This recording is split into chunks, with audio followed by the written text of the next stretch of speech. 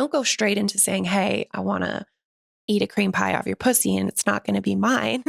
It can be jaw dropping for her, and it can be very intense to hear that off the rip. Welcome to Sweet Release Podcast with me, Barbie Jean.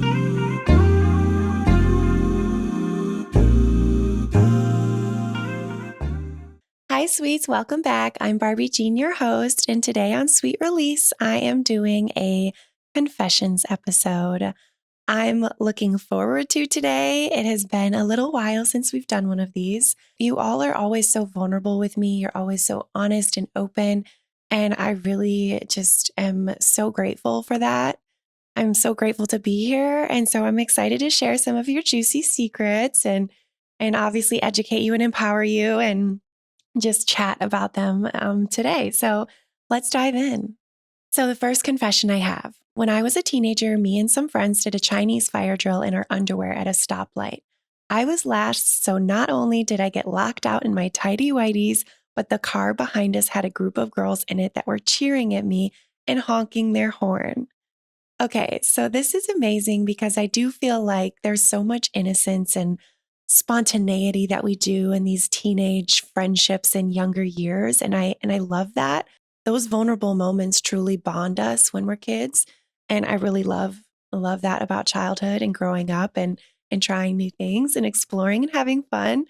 Like, that is such a sweet moment to feel empowered. And yes, of course, it's embarrassing. Of course, there's moments of just feeling vulnerable in your little tidy whities. But I think them honking their horns and like cheering for you is also just a moment of pride. And so I think that probably shaped you to be a little bit more confident in your adult life and to, take those moments and just run with them and say, fuck, you got through it. I love it. Thanks so much for sharing. Okay, next, I recently had to return a pack of underwear. We have an underwear theme today, by the way, sweets. Okay, so I recently had to return a pack of underwear to remove the security tag. The store was crowded, and I was the only guy in line when the cashier took my return, held it up, and revealed my tidy whities. There were all these girls giggling, and my face turned super red. Yeah, and my face turned super red. That's it. Okay, so again, we've all had these experiences. I think it's really fun to share these because we've all felt this exposed feeling in public before, whether, yeah, it's, feeling embarrassed for, again, your comfy tidy whities, which is also a theme today, is just these tidy whities. It's completely natural to feel embarrassed, especially when maybe it's your first time you've ever, um, you know, been in a public setting, and underwear is an intimate thing for a lot of people. And so it can definitely make you feel embarrassed and make your red and make your face all red. I know I've had plenty of it, just like feelings of vulnerability or feelings of just feeling exposed in my childhood too. The one that comes to mind too is even college, like doing that first walk of shame when I'm still in my heels and my tight mini skirt and I'm walking the next day. And I remember feeling so exposed and so embarrassed and seeing people like look at me and laugh and like giggle. And so I think like we've all experienced these moments. And I think that's what is beautiful about life is these moments of just humanness. And I think it's really fun, similar to the first one, to take this as a moment of like confidence and in your expression too, like your comfy tidy whities. I mean, clearly they're having a comeback. Like, embrace that.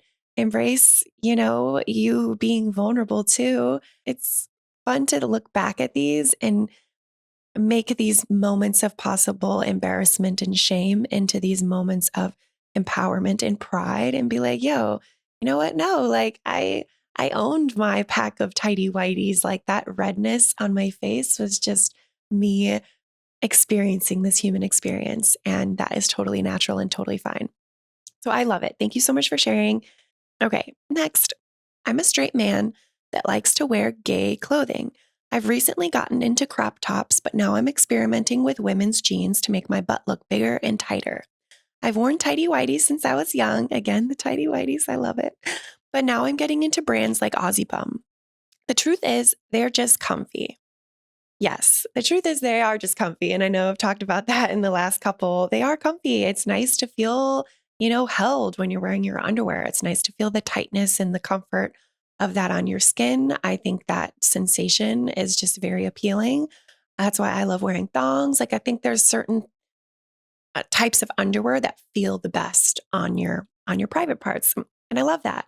I want to talk about labeling fashion as gay. Fashion is it's just evolving so much, and calling fashion gay or straight it's just it's not, it's tidy whities and even crop tops. Like that is just a way to express yourself. And I think clothing is such a great way to connect to yourself more. It's a great way to even learn about yourself. It's a great way to empower your spirit. If you are just like tapping into this creative energy, if you're tapping into these different sides of yourself, I think it's just again, it's a great way to like love yourself and connect with yourself and feel good.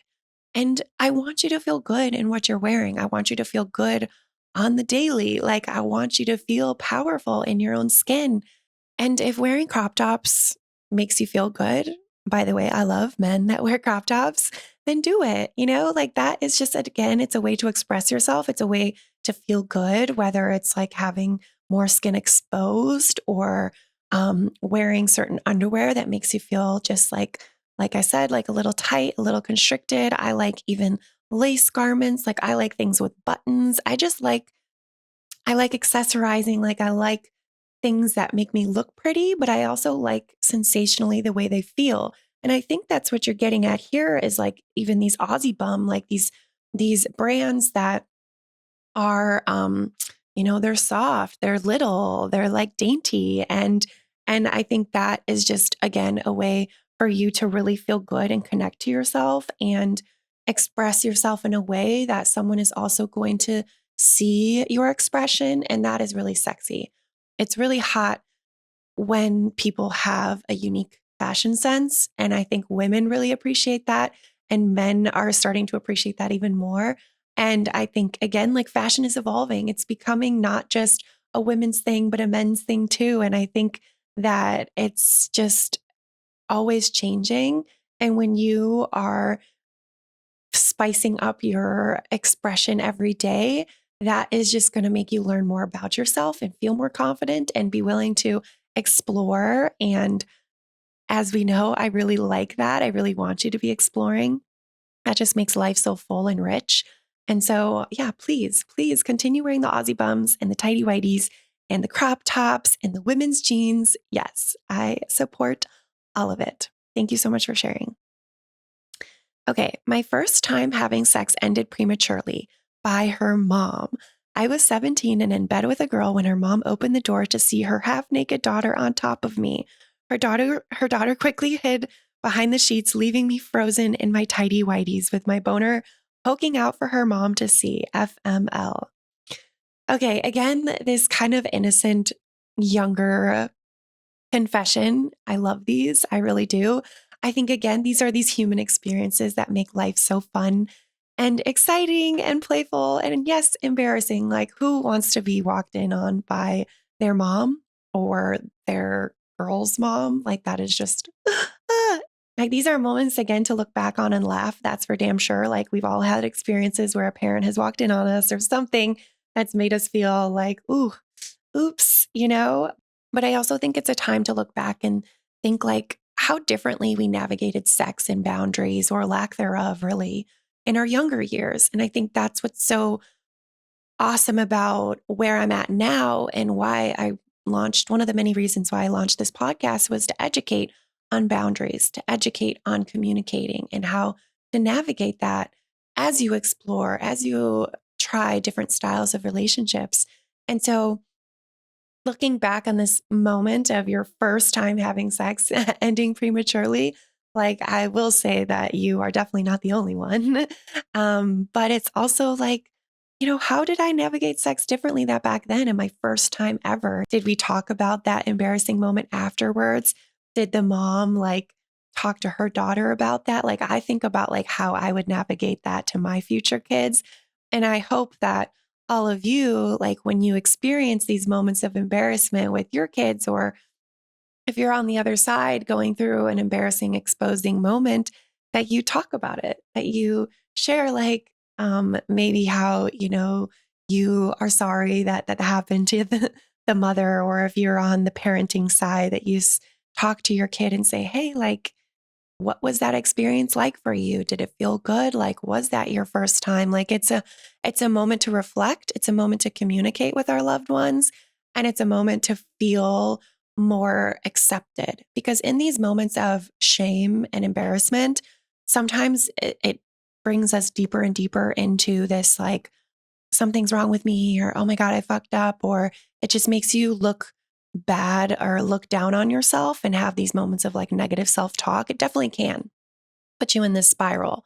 And so, if you communicate, if you let it out, that's just a way to heal and move through that and to like accept it.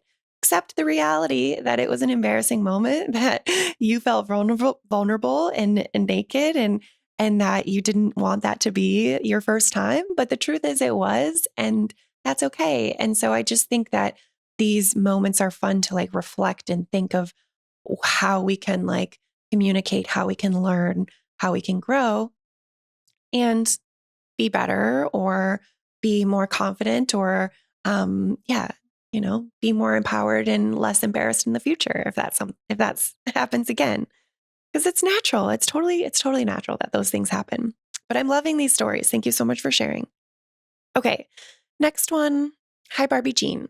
I have a fetish which I'm embarrassed about, so cannot express it to my partner or any others. I like panties that have been worn, and I like to sniff them as I am coming. This gives me an unbelievable orgasm, and it's very intense. Can you help me by explaining that this is okay and not perverted? Yes. Oh my God. I Panties, again, the theme, they're amazing. This is such a common kink. Underwear is such a common kink. And I even sold my panties when I first moved to LA.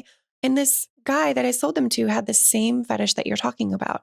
And so it's completely natural. I have always been a no judgment zone. I always think that it's totally normal to have a unique, authentic experience, erotic, authentic experience. Like we all have unique things that we are into more than others. And so this is definitely a fetish for you. It seems like it's something that you really love experiencing as you're climaxing, and that you're very embarrassed about it, which sucks. I think, thank you for opening up to me about it. I think that's the first step, is letting it out for the first time to someone that you know is going to have a safe space for you, which is me and us and all you sweets.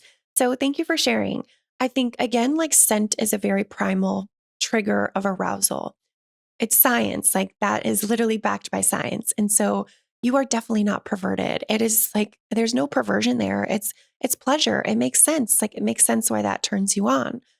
I encourage you to open up to your partner about this. I know it's scary, but before you open up to your partner about this, though, if you're still not there yet, I encourage you to have your partner on the bed, and as before you get intimate with her, like, start bringing in that scent. Just like take it all in while they're still on her, like, take in that scent and breathe it back into her. Go up, kiss her lips, go back down, breathe it in, like use it as more of a foreplay activity to kind of stimulate your senses and stimulate this fetish.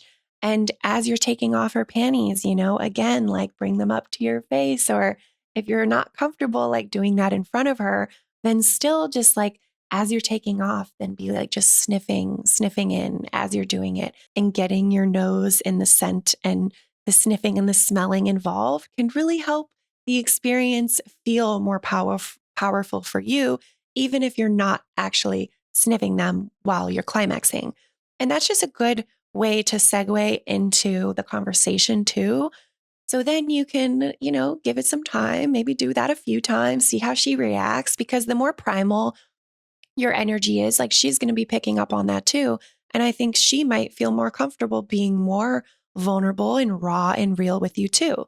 Then, baby steps, start talking about it and say, hey, like, what did you think about that primal energy I was bringing into our session today? Like, how did that feel for you?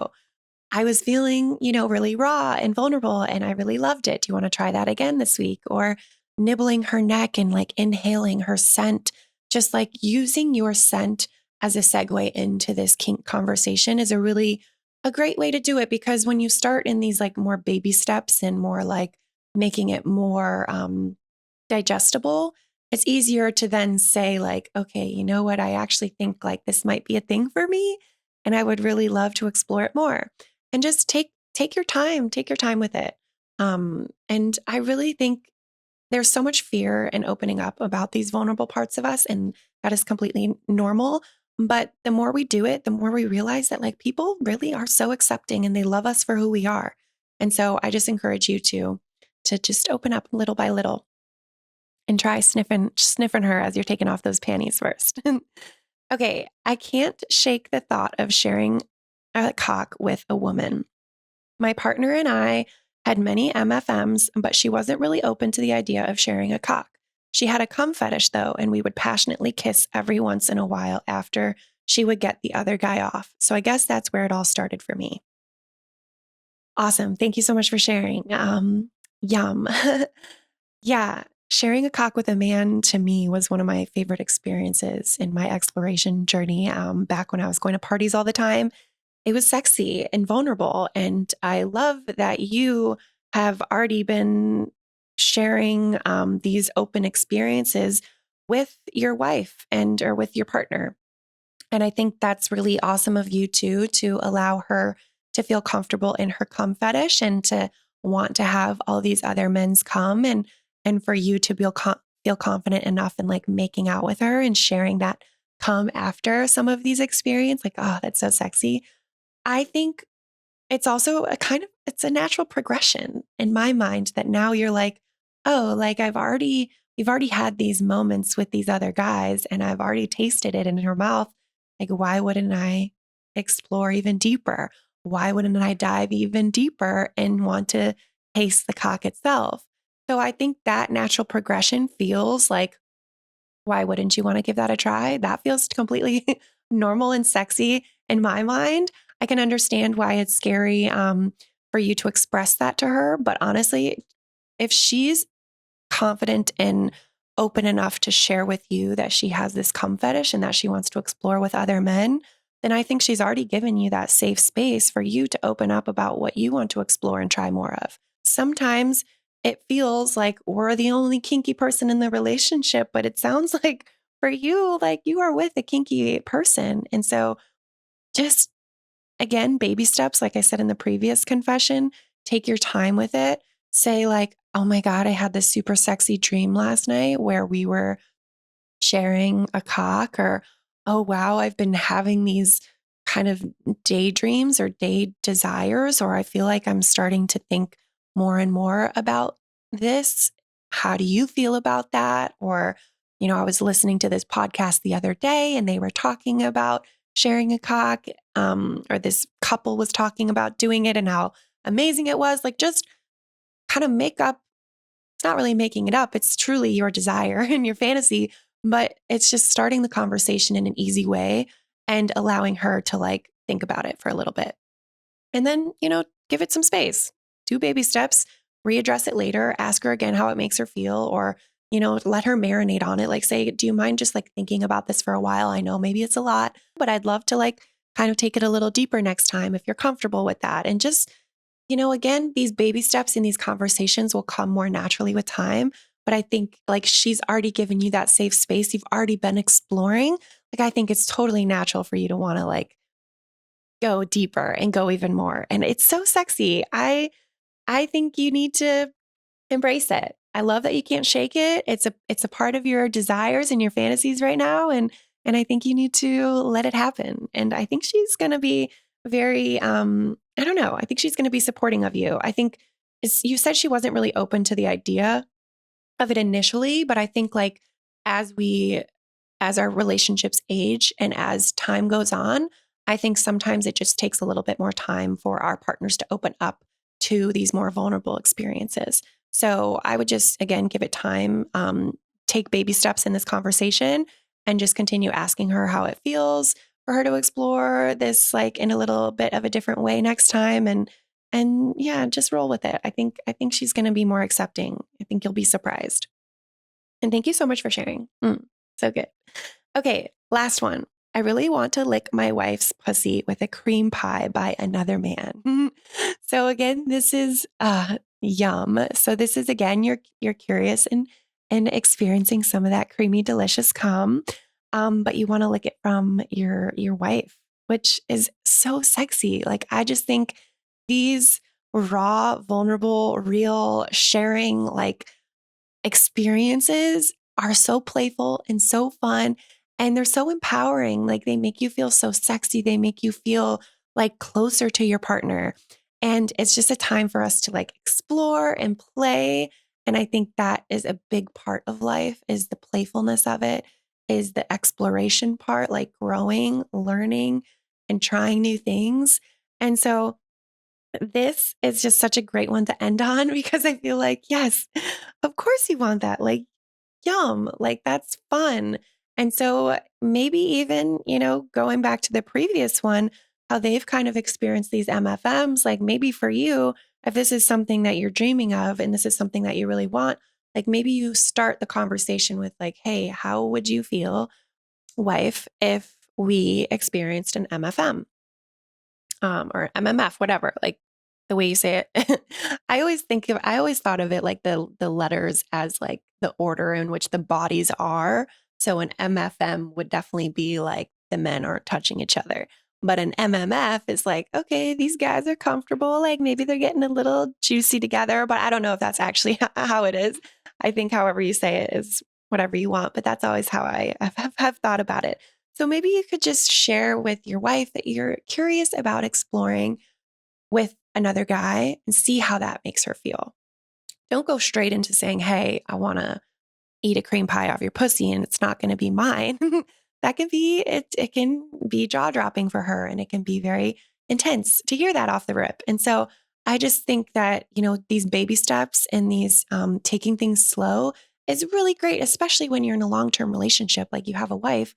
Take it slow, try things out, try having an open experience with another person, and then lead into the more deeper, more vulnerable, more intimate, more kinky stuff when you've already kind of set that tone and you've already gotten those initial like jealousies and those initial weird energy shifts that can happen in those first experiences. Then when you start feeling more comfortable, then you can kind of explore the more deeper, kinkier vibes. And so just take it slow.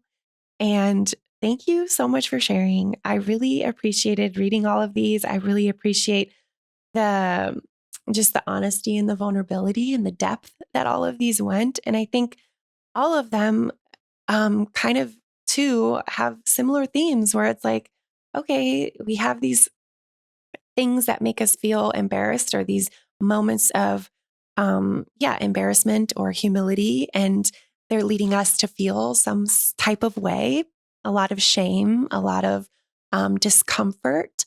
But if we start accepting ourself for our beauty and our authentic magic that we are, then it's a lot easier for us to express ourselves to our loved ones.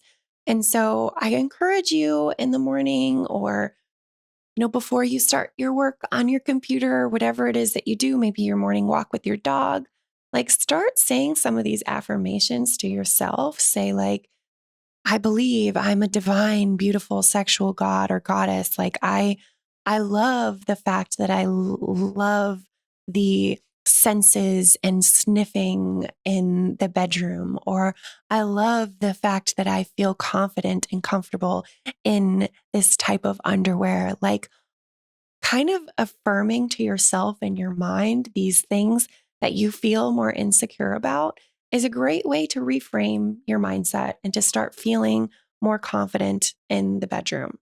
The more we can have these moments of reminding ourselves how beautiful we are and how much we love ourselves, the more that's going to reframe our mindset and make us feel more confident in our bodies, in our erotic authenticity. And that's just going to exude out of us in these relationships and in these conversations. And so I think like all of these were, yes, moments of embarrassment, moments of just fun and things that we can look back on and laugh at.